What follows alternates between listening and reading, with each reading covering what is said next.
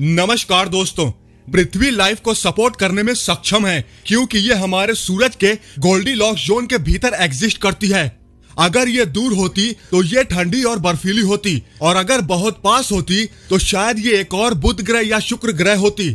जैसा कि हम सभी जानते हैं, ये लिक्विड वाटर और जीवन को बनाए रखने के लिए तापमान की सही सीमा पर है। ब्रह्मांड में लगभग सभी स्टार्स का अपना एक गोल्डीलॉक्स जोन होता है, लेकिन सवाल तो ये है कि क्या सिर्फ तारों के लिए ही ये क्षेत्र होता है? क्या गैलेक्सीज के लिए भी कोई रहने योग्य क्षेत्र है? आज की इस वीडियो में हम इसी सवाल के जवाब को जानने की कोशिश करेंगे कि क्या गोल्डीलॉक्स जोन गैलेक्सी भी एग्जिस्ट करती है? क्या गैलेक्सी के भीतर तारों के लिए भी कोई रहने योग्य क्षेत्र होता है? तो चलिए शुरू करते हैं।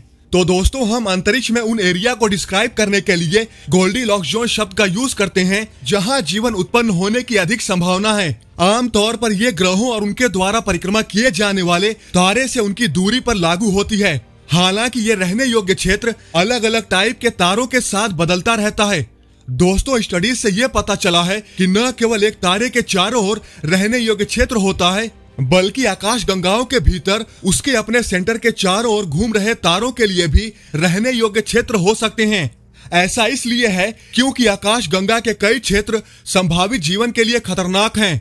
फॉर एग्जाम्पल, गैलेक्सी के सेंटर को ही लें। एस्ट्रोनॉमर्स का मानना है हर मेजर गैलेक्सी के सेंटर में एक सुपर मैसिव ब्लैक होल होते हैं और जिसके आसपास बहुत सारे स्टार्स भी मूव करते रहते हैं। लेकिन हालांकि उनके आसपास किसी भी तरह के जीवन का होना बेहद ही खतरनाक होगा। Super massive black hole gamma rays, X rays और कॉस्मिक रेज के रूप में रेडिएशन छोड़ते हैं जो बेहद ही एक्सट्रीम लाइफ फॉर्म्स को छोड़कर सभी को मारने में सक्षम हैं। गुरुत्वाकर्षण खिंचाव भी बेहद शक्तिशाली होगा और स्टार्स और उनके ग्रहों की कक्षाओं को प्रभावित करेगा। अगर हमारा सौर मंडल इस क्षेत्र के आसपास होता तो इतने ज्यादा मास की प्रॉक्सिमिटी की वजह से हमारे ऊट क्लाउड से कॉमेट्स पृथ्वी की ओर ज्यादा तेजी से आ सकते हैं, जिससे अगर वहां पर किसी भी तरह से जीवन मौजूद रहा होगा तो उसका विनाश निश्चित हो जाएगा।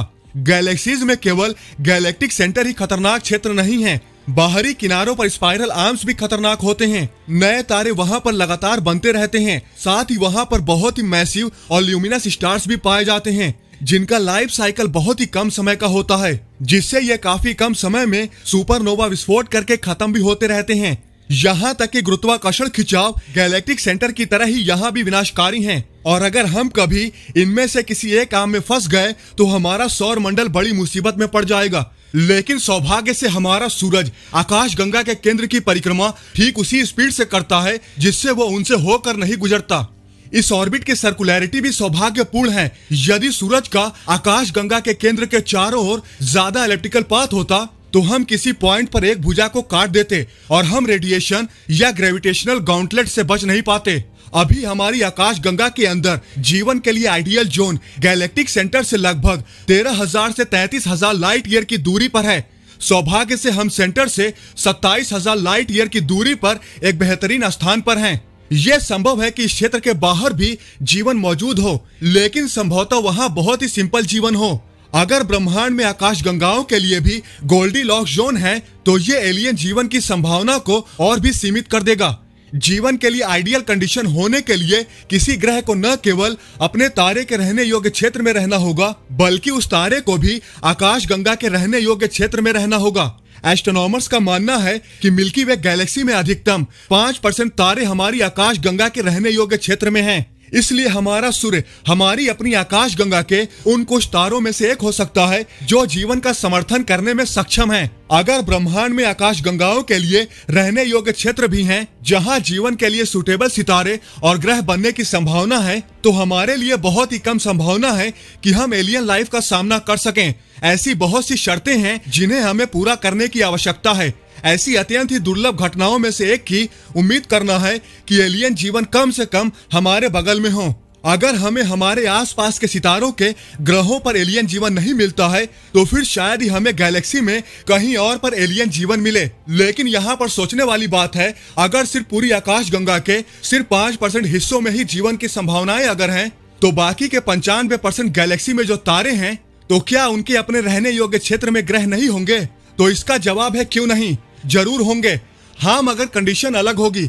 क्योंकि ऐसा हो सकता है जो 5% तारे गैलेक्सी के हैबिटेबल जोन में हैं, जिनमें से एक पर हम रहते हैं, उस कंडीशन में जो जीव रहते हैं उनकी अपनी कंडीशन के हिसाब के तारे और ग्रह बाकी के हिस्से में ना हो सकता है वहां किसी तारे के किसी ग्रह पर ऐसे जीव रहते हो जिन्हें पानी की जरूरत ही ना हो, जो हमारे जैसे बने ही ना हो सकता है किसी ऐसे इन्वायरमेंट में रह रहे हो जो हमारे लिए जानलेवा हो सकता है जिन रेडिएशन से हमें खतरा हो वो कहीं दूर किसी ग्रह पर रहने वाले जीवों के लिए एक एनर्जी सोर्स के रूप में काम करते हो। ऐसा भी हो सकता है उन जीवों के लिए हमारी धरती रहने लायक कंडीशन में न हो, उनके लिए पानी एक काल हो, उनके लिए हमारी कंडीशन जानलेवा हो। हम जिस एलिमेंट से बने हैं वो उस एलिमेंट से बने ही ना हो। तो अगर सिंपल शब्दों में कहा जाए तो हमारे पर्सपेक्टिव से गैलेक्सी में रहने योग्य क्षेत्र कहीं और है, वहीं बहुत दूर किसी दूसरे स्टार सिस्टम में रहने वाले जीवों के पर्सपेक्टिव से रहने योग्य क्षेत्र कहीं और है। तो हाँ, हम ये कह सकते हैं कि सिर्फ स्टार्स के ही गोल्डीलॉक्स जोन नहीं होते, बल्कि गैलेक्सीज के भीतर भी गोल्डीलॉक्स जोन होते हैं। बस फर्क सिर्फ इतना है कि गैलेक्सीज में इनकी कंडीशन, इनका एरिया अलग अलग लोगों के पर्सपेक्टिव से बदलते रहते हैं। अगर हम ये सोचें कि तकरीबन 1 लाख लाइट ईयर्स के विशाल से क्षेत्र में फैले गैलेक्सी में, जिसमें अरबों की संख्या में स्टार्स हैं और न जाने कितने अरबों खरबों की संख्या में ग्रह हैं, उनमें से केवल हमारी धरती ही हैबिटेबल जोन में है जिसमें हम रहते हैं। ये कितने पागलपन वाली बात है। हमने तो अपनी क्षमता के हिसाब से रहने योग्य क्षेत्र का एरिया बांट दिया, लेकिन क्या ये सच है? क्या ऐसा नहीं हो सकता हमारी क्षमता से परे भी चीजें हैं जिसके बारे में हमें अभी और जानने की जरूरत है? वैसे आप लोग इस बारे में क्या सोचते हैं, हमें कमेंट करके जरूर बताएं। तो दोस्तों, आज की इस वीडियो में बस इतना ही। आई होप आपको ये वीडियो जरूर पसंद आई होगी। अगर आपको ये वीडियो पसंद आई है तो लाइक और शेयर करना न भूलें, और ऐसी ही इंटरेस्टिंग वीडियो देखने के लिए हमारे चैनल को सब्सक्राइब करना तो बिल्कुल भी ना भूलें। तो मिलते हैं नेक्स्ट वीडियो में। जय हिंद।